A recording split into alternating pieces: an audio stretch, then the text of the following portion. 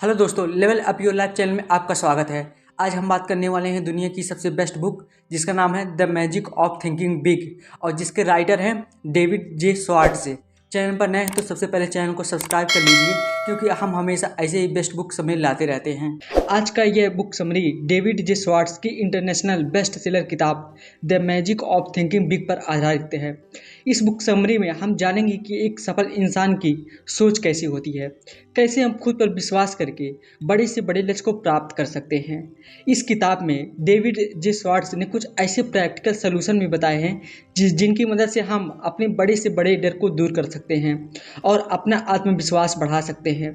इस book summary के अंत में मैं बताए गए सभी महत्वपूर्ण बातों को संक्षिप्त में दोहरा दूंगा ताकि इस बुक समरी में बताई गई बातें आपको आसानी से याद रहे। इस बुक को कई चैप्टर में एक्सप्लेन किया गया है। चैप्टर 1, विश्वास करिए कि आप सफल हो सकते हैं और आप सफल हो जाएंगे।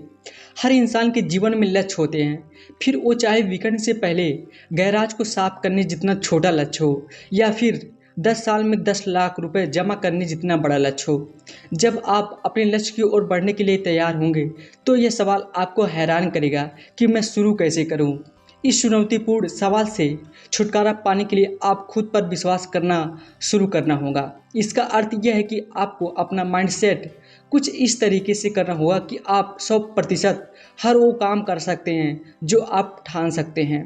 यह तरीका काम करता है क्योंकि अगर आप ये विश्वास करना शुरू कर देते हैं कि आप कुछ भी हासिल कर सकते हैं तो आपके अंदर क्रिएटिव पावर्स आ जाती है जो आपको अपने लक्ष्यों को पूरा करने में मदद करती है।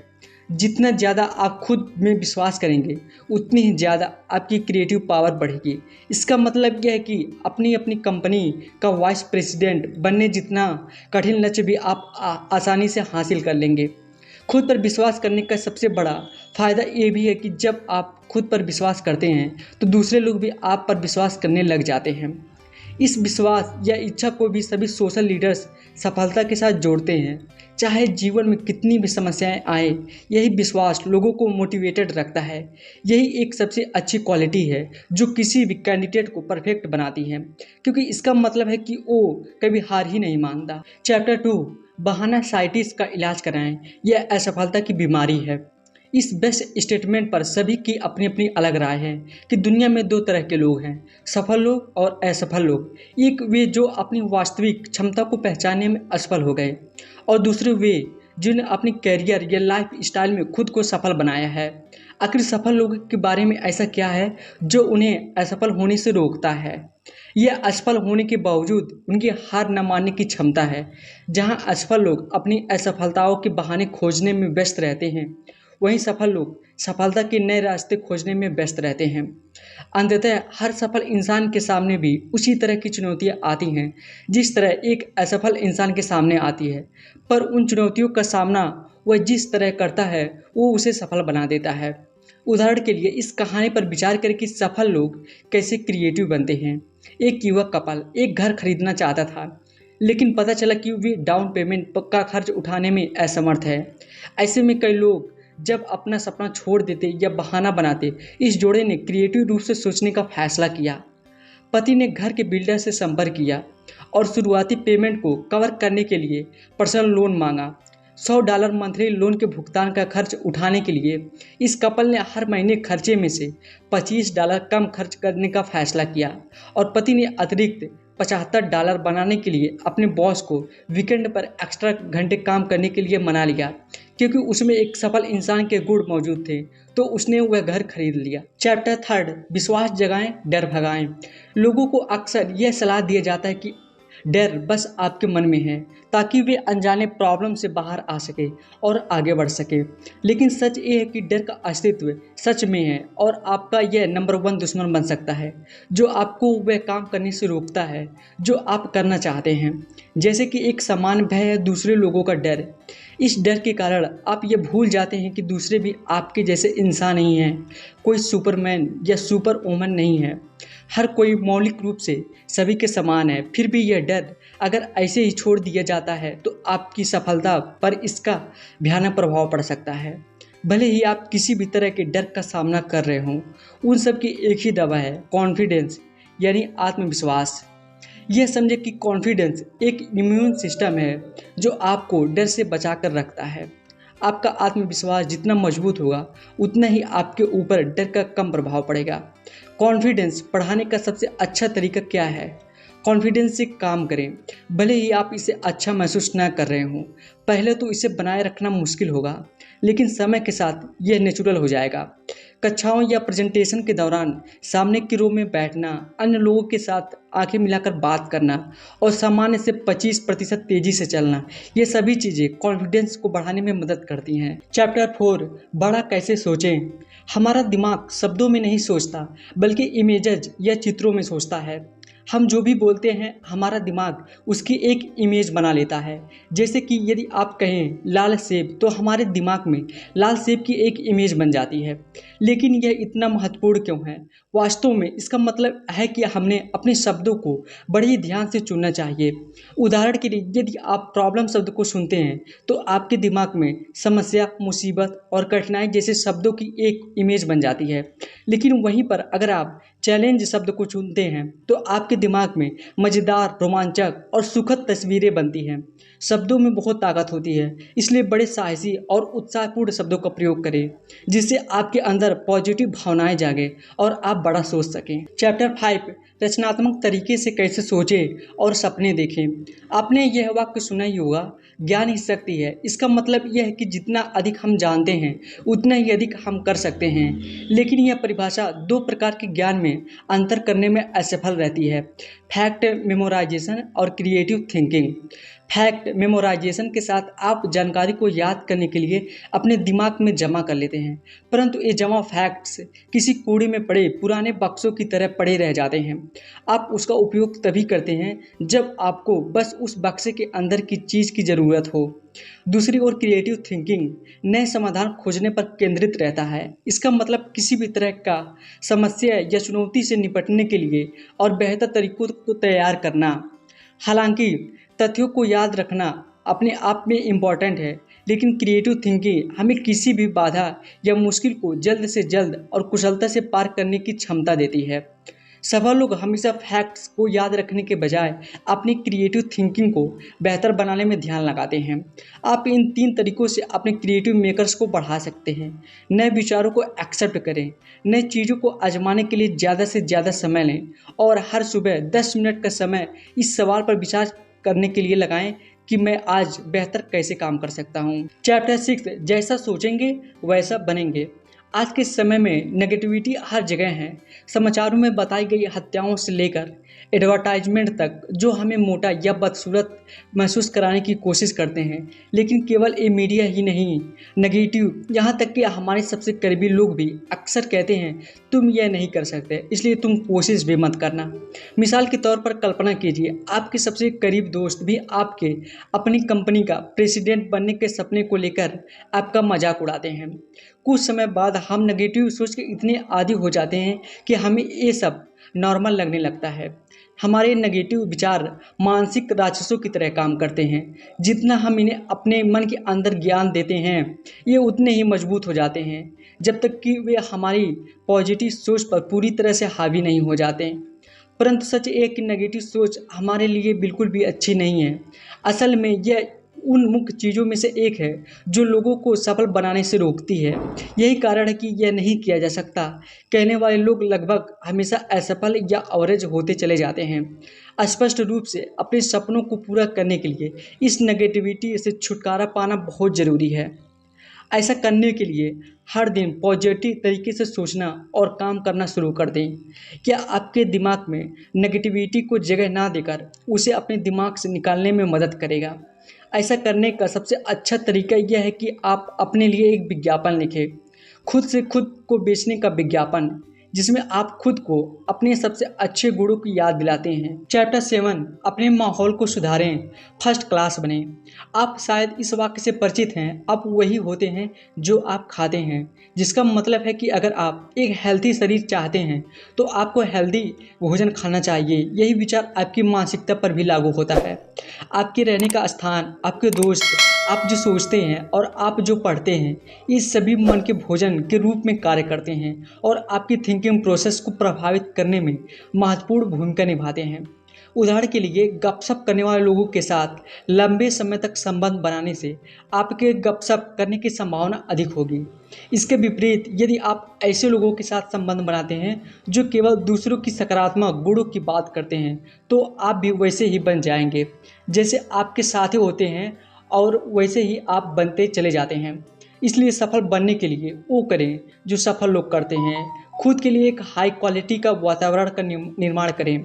यह सुनिश्चित करें कि आपका घर, study area, work area, social circle और खाली समय सभी उच्चतम क्वालिटी के हैं, जिसका अर्थ है कि आपको एक व्यक्ति के रूप में विकसित होने के लिए प्रोत्साहित करते रहें। इसको करने के लिए एक तरीका यह भी है कि आप सफल लोगों के आसपास रहें और उनके बारे में पढ़ें। जब आपके दिमाग में कोई प्रश्न हो या आपको कोई सलाह लेना चाहते हैं, तो हमेशा उन्हीं लोगों से सलाह लें जो वहाँ से पहले से हैं, जहाँ आप पहुँचना चाहते हैं। आखिरकार टॉप क्लास प्रोफेशन ही टॉप क्लास सलाह दे सकते हैं।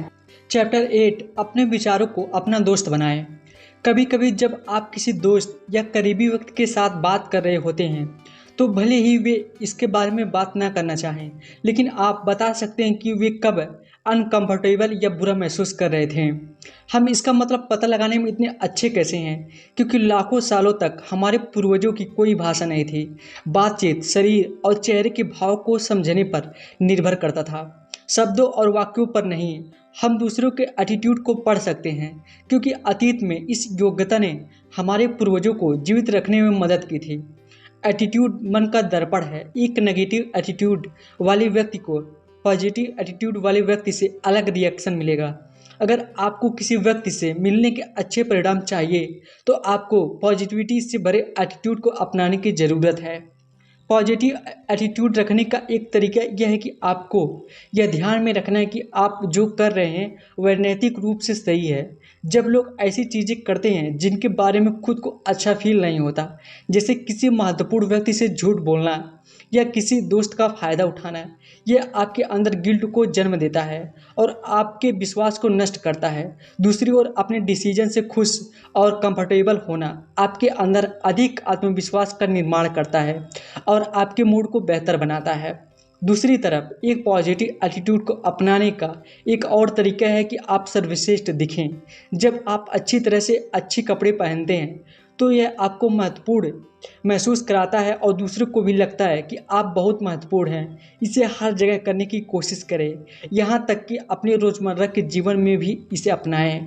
इससे आपको अपनी ज़िंदगी में आगे बढ़ने में बहुत मदद मिलेगी। चैप्टर 9, लोगों के बारे में अच्छा सोचें। क्या आपके किसी सहकर्मी ने बिना किसी कारण आपके साथ बुरा बर्ताव किया है? स्वाभाविक रूप से आपका पहला रिएक्शन यही होगा कि आप उस इंसान को गुस्से वाला या पागल किस्म का समझेंगे। हालांकि आप ये भूल गए कि वो आपके तरह इंसान ही है और संभावना है कि केवल आपके खिलाफ रिएक्ट कर रहा है क्योंकि वो अपने जीवन में किसी चीज़ से पीड़ित है। यह सब जानने के बाद आप उससे उसी तरह व्यवहार करते हैं जैसा व्यवहार आप अपने लिए चाहते हैं, यानी कि एक इम्पॉर्टेंट व्यक्ति की तरह। तो आप देखेंगे कि वे आपके लिए बुरा बर्ताव करना बंद कर देगा और आपके बारे में सोचना शुरू कर देगा और आपसे अच्छी तरह से व्यवहार करेगा। आप अनुभव करें कि जब आप ऊंचाइयां हासिल करेंगे तो ये लोग आपका सपोर्ट बनकर आपके साथ खड़े रहेंगे। उनका साथ आपकी सफलता के लिए क्यों इम्पॉर्टेंट है? क्योंकि एक अकेले व्यक्ति के लिए बड़ी सफलता प्राप्त करने के लिए बिना सपोर्ट के खुद को ऊपर खींचना बहुत मुश्किल है। आमतौर पर आप अपने समान और अधीन लोगों की मदद से ही ऊपर उठते हैं जो आपके आसपास रहते हैं। हमेशा याद रखें कि कोई भी अपने दम पर सफल नहीं बनता है। यही कारण है कि जब भी आपकी किसी से मुलाकात हो तो आप ये समझें कि यही वो व्यक्ति है जो आपके करियर को बना सकता है या बिगाड़ सकता है। चैप्टर 10, काम में जुटने की आदत डालें।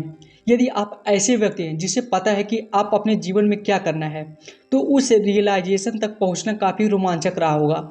लेकिन सफलता की राह का यह सबसे आसान हिस्सा है। लक्ष्यों को बनाना आसान है, लेकिन बिना किसी कार्य किए सभी लक्ष्य बेकार है। किसी भी कार्य को करने से पहले आपका एक प्लान बनाने की ज़रूरत है जिससे आप अपने लक्ष्यों को हकीकत में बदल सकें। सफल लोगों के व्यवहार और तकनीकों पर अपनी योजना का आधार बनाएं। अपने आइडियल पर्सन या आदर्श व्यक्ति को देखें और खुद से सवाल करें कि उन्होंने ये कैसे हासिल किया। किया। चैप्टर 11 हार को जीत में कैसे बदलें। आमतौर पर डॉक्टर किसी की मौत के कारण को बेहतर ढंग से समझने के लिए डेड बॉडी का परीक्षण करते हैं और सिविल एविएशन एडमिनिस्ट्रेशन विमान दुर्घटना स्थलों का अध्ययन करता है ताकि यह पता लगाया जा सके कि क्या गलत हुआ है। ऐसा इसलिए है क्योंकि किसी समस्या या आपदा के कारण का अध्ययन हमें सिखाता है कि भविष्य में इन चीज़ों से कैसे बचा जाए। एक असफलता या हार का सामना करने के बाद हमें कभी भी अपनी हिम्मत नहीं हारनी चाहिए और अपनी ऊर्जा को कभी खत्म नहीं करनी चाहिए। केवल इसी का सवाल का जवाब देने के लिए अपने ऊर्जा का इस्तेमाल करें कि मैं अपने आप को अगले अवसर के लिए अधिक योग्य बनाने के लिए क्या कर सकता हूँ। इसलिए अपने लक्ष्यों तक पहुँचने के लिए पहले यह सुनिश्चित करें कि आपके पास एक अच्छी योजना हो। हालांकि यह याद रखें कि कोई भी योजना असफलताओं के बिना सफल नहीं होती। जब भी आप सफल हों तो उसका विश्लेषण करें। इस तरह से आप सुनिश्चित करते हैं कि आप सफलता की राह पर पहले से ज़्यादा मजबूती के साथ आगे बढ़ सकेंगे। चैप्टर 12 लक्ष्य बनाएं और सफल बनें। जब तक आप कोई लक्ष्य नहीं बनाते तब तक आप एक कदम भी आगे नहीं बढ़ा सकते। लक्ष्य के बिना लोग बस अपने जीवन में इधर उधर भटकते रहते हैं। वह बस जीवन भर ठोकर खाते रहते हैं। वे जीवन में कहीं नहीं पहुंच पाते क्योंकि असल में उन्हें पता ही नहीं होता कि उन्हें जाना कहाँ है। सफलता पाने के लिए लक्ष्य उतना ही जरूरी है जितना कि जीवित रहने के लिए हवा जरूरी है। अब तक कोई भी बिना किसी लक्ष्य के सफल नहीं हो पाया है। इसलिए अपने लिए एक निश्चित लक्ष्य बनाएं और यह तय करें कि आपको आगे क्या करना है। जब आपके पास निश्चित लक्ष्य होता है तब आप आसानी से यह तय कर सकते हैं कि आप अपने लक्ष्य के समीप जा रहे हैं या उससे दूर जा रहे हैं। चैप्टर 13 सोचो तो लीडर की तरह। आपकी बाहरी दुनिया आपकी भीतरी स्थिति का एक प्रतिबिंब है। यदि आप अपने आप को एक कॉन्फिडेंट तथा पॉजिटिव इंसान के रूप में व्यक्त नहीं करते तो दुनिया आपको कभी महत्व नहीं देगी। प्रगति का विचार करें, प्रगति में विश्वास करें और प्रगति के लिए आगे बढ़ें। आप जो भी करते हैं उसमें यह सोचें कि आप इसमें और सुधार कैसे कर सकते हैं। हमेशा अपना और अपनी सोच का स्टैंडर्ड ऊंचा रखें। ज़्यादातर एम्प्लॉई या कर्मचारी अपने बॉस के कार्बन कॉपी होते हैं। इसलिए यह सुनिश्चित करें कि मास्टर कॉपी इस लायक हो कि इसे कॉपी किया जा सके। यह संकल्प करें कि ये आपके घर, ऑफिस या समाज में कोई भी चीज़ बेहतर करने का प्रगति करने योग्य है तो आप हमेशा इस चीज़ के लिए तैयार रहेंगे। तो दोस्तों, जैसे कि मैंने आपसे कहा था कि इस बुक समरी के अंत में मैं दिए गए सारे महत्वपूर्ण पॉइंट्स को दोबारा दोहरा दूंगा। तो चलिए सारे महत्वपूर्ण बातों पर एक बार फिर से नज़र डाल लेते हैं। नंबर 1, यदि आपको विश्वास है कि आप अपने लक्ष्यों को पूरा कर सकते हैं तो दूसरे भी आप पर विश्वास करेंगे और भरोसा शुरू कर देते हैं। नंबर 2, सफल लोग हमेशा फैक्ट्स को याद रखने की बजाय अपनी क्रिएटिव थिंकिंग को बेहतर बनाने में ध्यान लगाते हैं। नंबर 3, हर दिन पॉजिटिव सोच रखकर और पॉजिटिव काम करके सभी नेगेटिव विचारों को दूर करें। नंबर 4, कोई भी इंसान अपने आप में निर्भर नहीं होता। सफलता दूसरों के समर्थन पर निर्भर करती है। इसलिए हर किसी के साथ सम्मान के साथ व्यवहार करें। नंबर 5, अपने आत्मविश्वास को बढ़ाकर सफलता के नंबर 1 दुश्मन भय को नष्ट करें। नंबर 6, असफल लोग बहाने खोजने के लिए उत्सुक रहते हैं कि वे असफल होते हैं, जबकि सफल लोग फिर से प्रयास करने के तरीके खोजने के लिए उत्सुक रहते हैं, इसलिए वे सफल हो जाते हैं। सो गाइस, उम्मीद करता हूं कि आपको इस बुक समरी से ज़रूर कुछ ना कुछ ज़रूर सीखने को मिला होगा और आपको ये बुक समरी कैसे लगी मुझे कमेंट में लिख के बता सकते हैं। और इसके बाद मिलते हैं नेक्स्ट वीडियो में एक और बेस्ट बुक समरी के साथ। Thank you so much.